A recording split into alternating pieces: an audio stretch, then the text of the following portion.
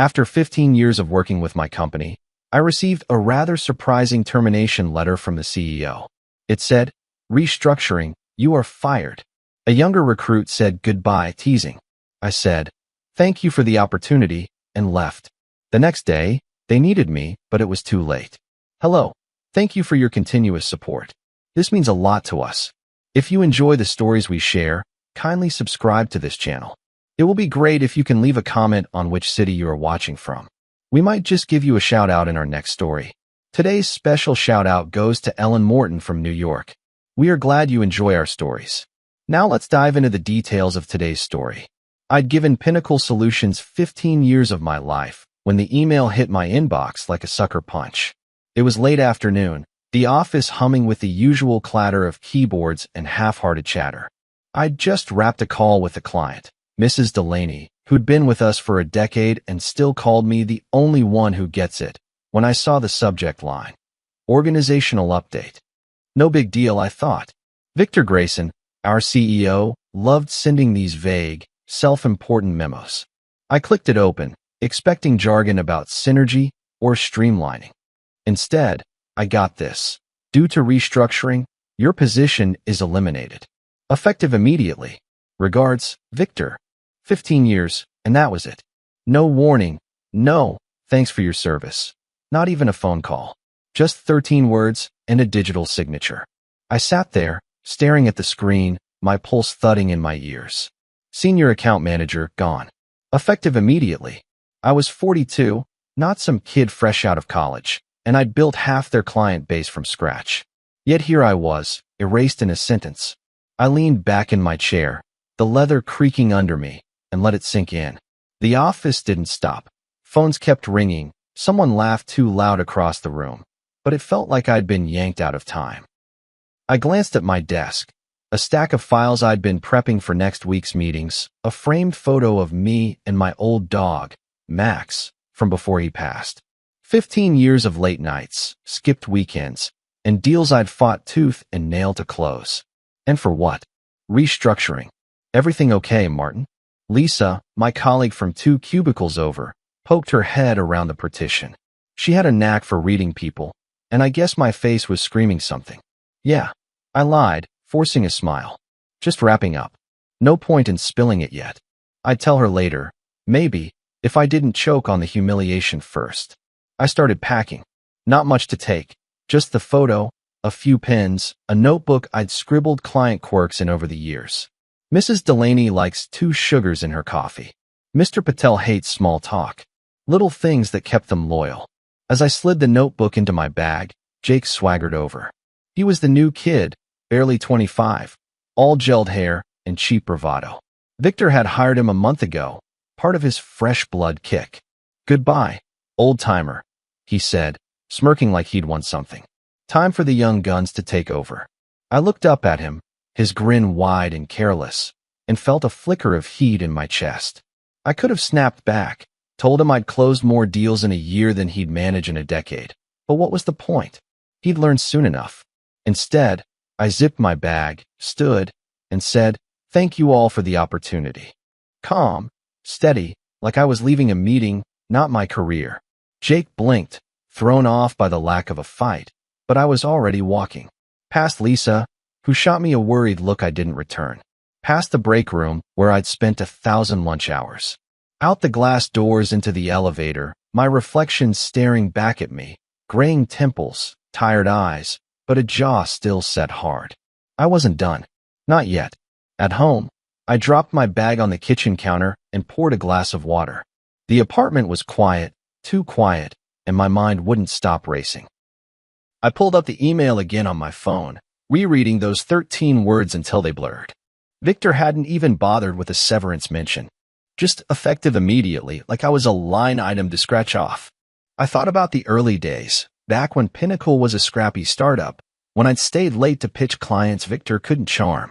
I trusted him, believed in the "we're a family" line he used to throw around. What a joke. I opened my laptop, the screen glowing in the dim room, and pulled up my resume. It was outdated, last tweaked 5 years ago, but the bones were solid. 15 years of results. Clients who'd stuck with me through mergers, recessions, Victor's ego trips. I started typing, updating titles, adding numbers. $5 million in revenue last year alone. My phone buzzed. Victor's name flashed on the caller ID. I let it ring out. He'd left no voicemail, and I wasn't in the mood to hear his voice. I fired off the resume to 3 contacts: a headhunter I'd met at a conference, a rival firm's VP who'd once tried to poach me, and an old client who'd hinted at freelance work if I ever left. Then I leaned back, glass in hand, and let the day settle over me. Fired at 42. No warning. A kid mocking me on my way out. It stung, God. It stung, but I wasn't broken.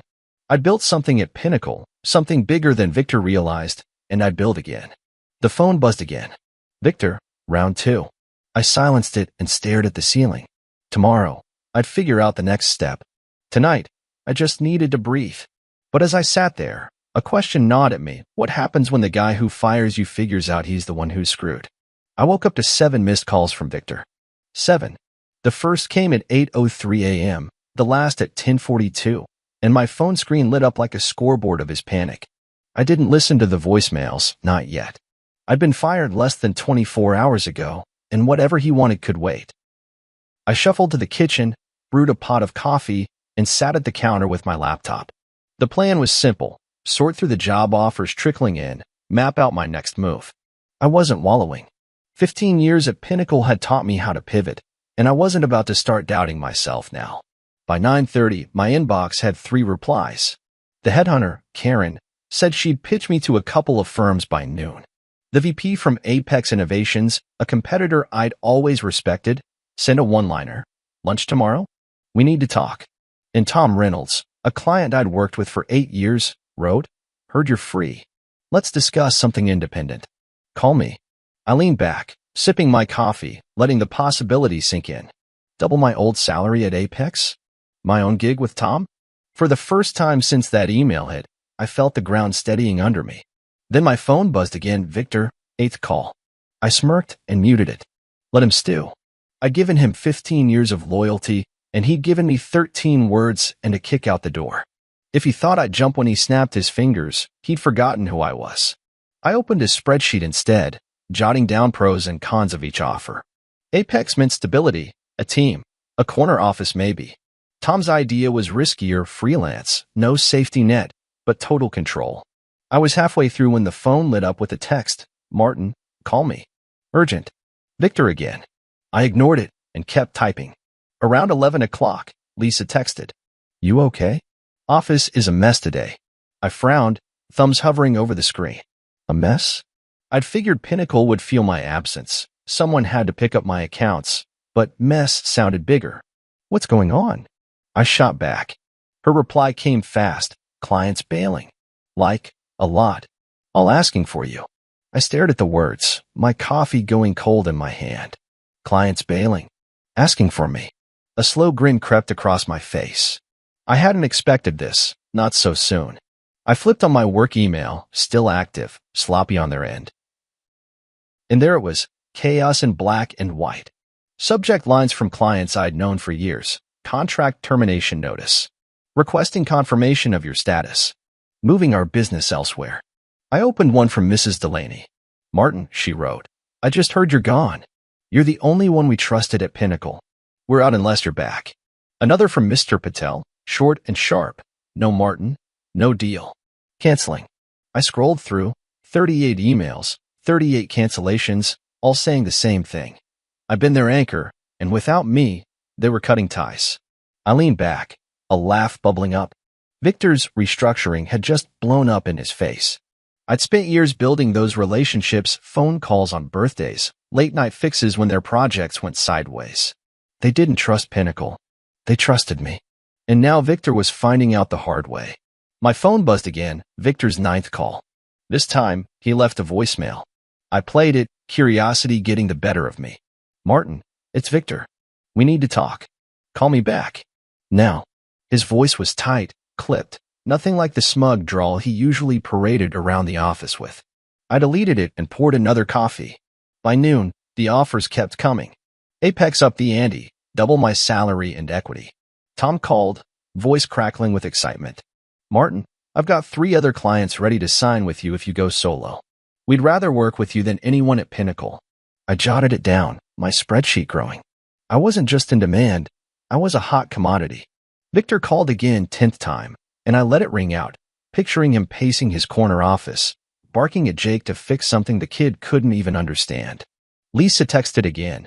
Victor's losing it. Keeps asking where you are. I typed back, tell him I'm busy moving on. She sent a thumbs up emoji, and I chuckled. Lisa had always had my back, quietly, in her own way. I wondered if she'd known this would happen, if she'd seen what Victor hadn't. That I wasn't just a name on a payroll. Mid-afternoon, I took a break, staring out my window at nothing in particular. The cancellations weren't just revenge, they were proof. 15 years hadn't been for nothing. I'd built something real, something Victor couldn't replace with a kid like Jake or a buzzword like restructuring. My phone buzzed, 11th call, another voicemail. I played it. Martin, it's Victor. This is serious. Clients are dropping like flies. Name your price to come back. Desperation seeped through every word, and I deleted it without a second thought. I wasn't going back. Not for a corner office, not for a raise, not for anything. I had Apex on the table, Tom's offer in my pocket, and a fire in my gut I hadn't felt in years. Victor thought he'd cut me loose, but he'd just cut his own throat. And me? I was already climbing. The only question left was how high I'd go and how hard Pinnacle would fall. 3 days after Victor's email turned my life upside down, I sat in a coffee shop across town, staring at a napkin where I'd scratched out my future. Apex Innovations had upped their offer again. Double my old salary, equity, and a team to lead. Tom Reynolds had called twice, pushing his freelance pitch, 3 clients already lined up, ready to follow me if I struck out on my own. 2 paths, one safe, one bold. I'd spent 15 years playing it safe at Pinnacle, and look where that got me, fired by a guy who couldn't spell loyalty. I sipped my coffee, black and bitter, and wondered which Martin I wanted to be now. My phone stayed quiet that morning, a relief after Victor's barrage of calls. 11 voicemails total, each one more frantic, but I hadn't returned a single one. He'd made his choice, and I was making mine. Lisa had texted an hour ago. Pinnacle's bleeding. Victor's a ghost. You okay? I'd replied, better than ever, and meant it. The client exodus, 38 cancellations and counting, had flipped the script. I wasn't just the guy looking for a job anymore. I was the guy everyone wanted. The Apex meeting was set for noon. Their VP, Claire, had picked a spot downtown, neutral ground. I got there early, sliding into a booth with my napkin of notes. She walked in 10 minutes later, sharp suit, sharper smile, and got straight to it. Martin, we've watched you for years. Pinnacle was punching above its weight because of you. We want you at Apex. Senior director, equity stake, your own team. Start Monday if you're in. She slid a folder across the table. Contract, numbers, perks. Double my salary was just the start, stock options, a bonus structure that made my head spin. I kept my face neutral, flipping through pages, but inside, I was buzzing. This was the kind of offer you don't say no to. Monday's fast, I said, testing her. I need to wrap some things up. We'll make it work, she replied, leaning forward. You're worth it. Pinnacle's imploding without you. Trade blogs are already sniffing around. We'd rather have you building with us than picking up their pieces. I nodded, letting her words settle. She was right about Pinnacle. Lisa's updates painted a grim picture. Empty desks, canceled meetings, Victor dodging the board. I'd built their client trust brick by brick, and now they were finding out it didn't transfer to Jake or anyone else. Claire's offer was a lifeline, a rocket boost. But as I folded the contract into my bag, Tom's voice echoed in my head. Go solo, Martin. We'll back you. Freedom versus structure. I told Claire I'd think it over and left, my mind a tug of war.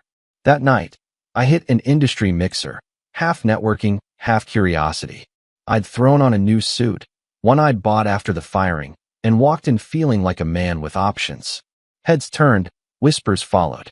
That's Harper, Pinnacle's golden boy. Heard he's why they're tanking.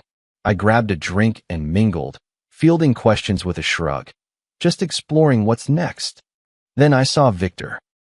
He cornered me by the bar, his tie loose, eyes wild. Martin, buddy, he started, all fake warmth. We need to talk. No, we don't, I said, sipping my drink. He flinched, but I didn't budge. Look, I messed up, he pressed, voice low. The restructuring, it wasn't personal. Clients are gone. The board's on my ass. Come back. Double your pay, corner office, whatever you want. Name it. I set my glass down, meeting his gaze. 15 years of his bluster flashed through me, missed raises, broken promises, that email. You didn't just fire me, Victor, I said, slow and clear. You fired trust. My clients knew that. You didn't. I'm not your fix. His jaw tightened, a vein pulsing in his neck. You're making a mistake. You think Apex or whoever's chasing you cares like we do. They don't have to care, I shot back. They just have to value me. You never did. I walked away, leaving him there, a man drowning in his own mess. People watched, head swiveling. I didn't care. I'd said my piece. Outside, I leaned against the wall, the night air cool on my face. My phone buzzed. Sarah, one of my old Pinnacle clients. Martin, it's me, she said when I picked up. Heard you're free. I'm out of Pinnacle contracts done. Tell me you're starting your own thing. I'd sign with you tomorrow. I laughed, a real one. Tom said the same. I'm thinking about it. Don't think too long, she said. You're the best I've worked with. Pinnacle's nothing without you. We hung up, and I stood there, pieces clicking into place. Then Lisa texted, Victor's toast. Board's meeting tomorrow. Also, heard I tipped off some clients about you leaving. Didn't mean to start a war. I stared at the screen, floored. Lisa? Quiet, steady Lisa had lit the match. I texted back, you're a legend. Drinks on me soon. She'd seen what I hadn't, my worth, and kicked the dominoes over. I walked to my car, Apex's contract in my bag, Sarah and Tom's offers in my head. Victor's plea rang hollow against Claire's confidence and Lisa's loyalty. I wasn't just at a crossroads. I was the crossroads. Pinnacle was crumbling, and I was rising. The only question was which path I'd take, Apex's ladder or my own empire. By morning, I'd know. But that night, I slept better than I had in years, dreaming of a future I'd build, not borrow. A week after Victor's email blindsided me, I watched Pinnacle Solutions unravel from a distance, like a ship I'd jumped just before it hit the rocks. I'd made my call, signed with Apex Innovations that morning, ink still fresh on a contract that promised double my old pay, equity, and a team to lead. Claire had grinned when I handed it over, saying, Welcome aboard, Martin. Let's build something big. I'd nodded, feeling the weight lift. Apex was my launchpad, not my ceiling. Tom and Sarah's freelance offers stayed in my back pocket. Tempting, but I wasn't ready to go solo yet. I wanted resources, a crew, a machine to run before I built my own. My phone hadn't stopped buzzing since the mixer. Lisa's texts came first. Board's grilling Victor today. Office is a graveyard. Then Sarah. Pinnacle's done with me. Let me know when you're ready. I'm in. Even the headhunter, Karen, chimed in. Heard you're off the market. Smart move with Apex. I replied to Lisa with a quick, keep me posted, ignored Victor's 12th voicemail, same groveling tone, and focused on the next step. I was done looking back. By noon, the trade blogs lit up. Pinnacle Solutions bleeds clients after firing star manager. One headline screamed. Another, Grayson's restructuring gamble backfires. I skimmed them at my kitchen counter, coffee in hand. 38 cancellations had ballooned to 42, with more teetering. The numbers didn't lie. Half their revenue, gone in a week. My name popped up in every piece.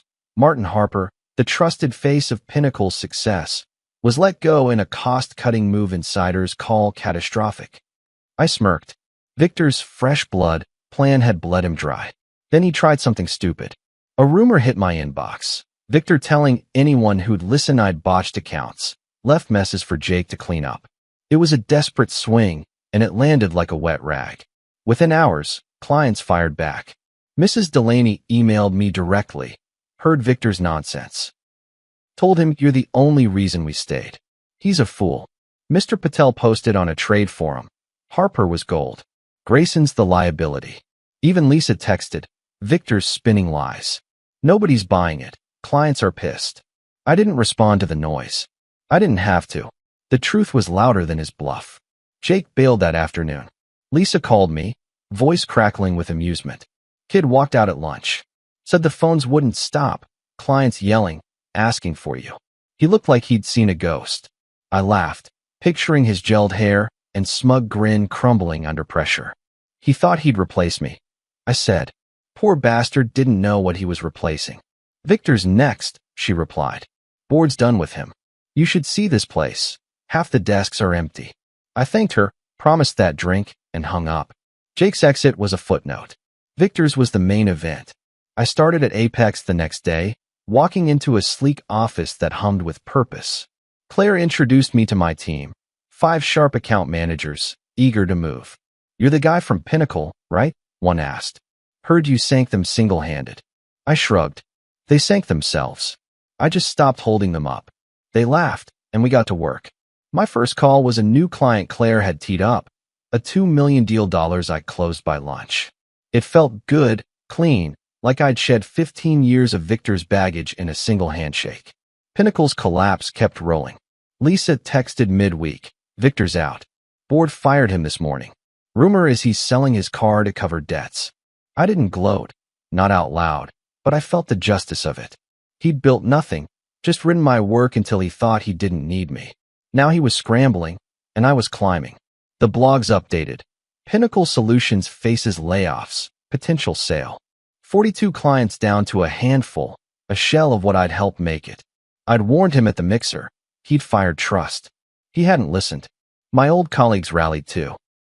A LinkedIn post from Mrs. Delaney went viral in our circles. "Martin Harper is the gold standard. Pinnacle lost him, and we lost Pinnacle."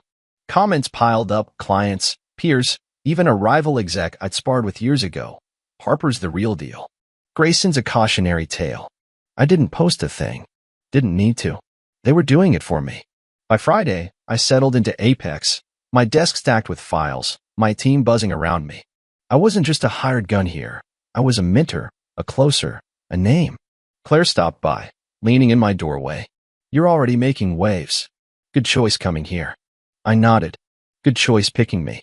She grinned and left me to it. That night, I sat on my couch, phone quiet for once. Victor's lies had flopped. Jake was gone. Pinnacle was a ghost town. I'd landed on my feet. Better, I'd landed higher.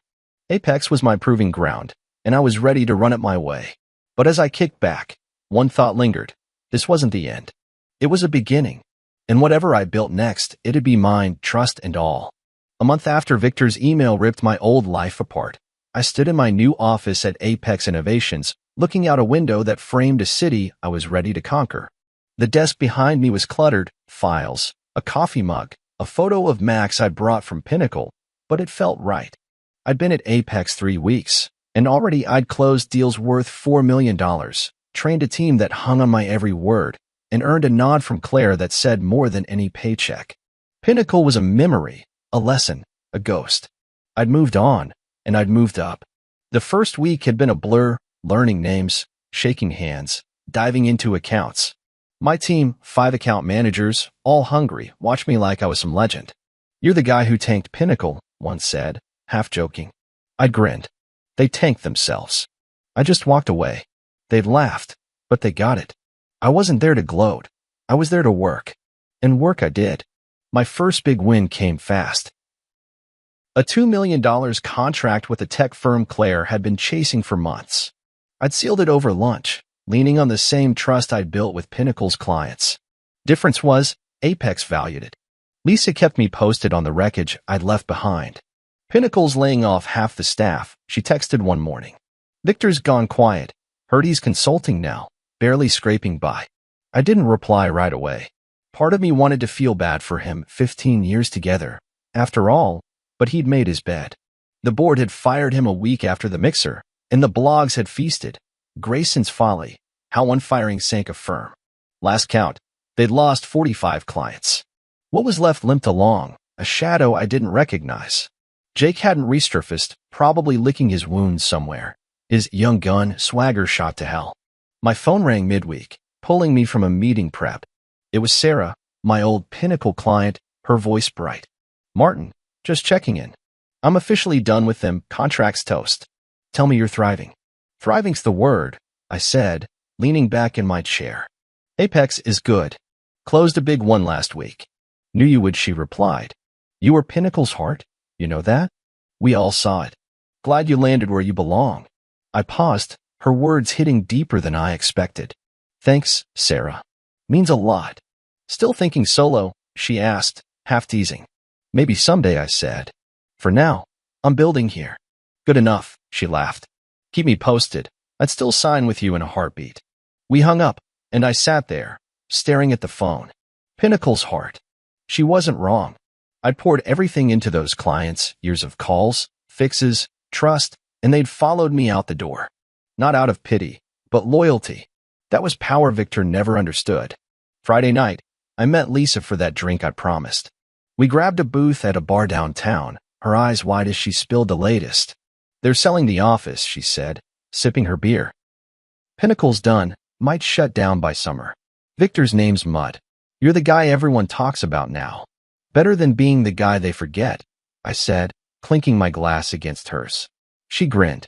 I didn't plan the client thing, you know. Just mentioned you were gone to Mrs. Delaney. She ran with it.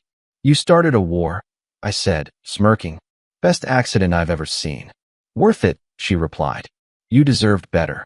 I thanked her, slid a 20 to cover the tab, and meant every word. Lisa's quiet move had flipped the table, proof I'd had allies even when I didn't know it. Back home, I wrote her a note. Nothing fancy, just thanks for having my back. Drinks again soon. I mailed it the next day, a small nod to the past as I built the future. Apex was my proving ground, and I was running it my way. My team leaned on me, Claire trusted me, and clients signed because of me. One afternoon, a new hire asked, "How'd you do it?" Bounce back like that. I shrugged. Got fired. Kept going. That's it. He nodded, like it was that simple. Maybe it was. Pinnacle became a cautionary tale, Victor's restructuring a punchline at conferences. I didn't need to check the blogs anymore. The story was done. 45 clients gone, a CEO humbled, a kid outmatched. I'd walked away with my head up, and they'd fallen without me. That was enough. On my last day of the month, I stood at that window again, city lights flickering below. Apex was mine to shape, deals to close, a team to lead, a name to grow. Sarah's call echoed. You're where you belong. She was right. 15 years undervalued, a week of chaos, and now this, a rise I'd earned. I turned from the glass, grabbed my bag, and headed home. The past was ash. The future? That was mine to build, one trust at a time. Did you love Martin's rise from the ashes? Hit that like button if you cheered him on, and drop a comment. Would you have gone with Apex or started your own gig? Subscribe and ring the bell so you don't miss the next story of grit and payback. Let's keep the conversation going. What's your take on trust in the game? See you in the next story.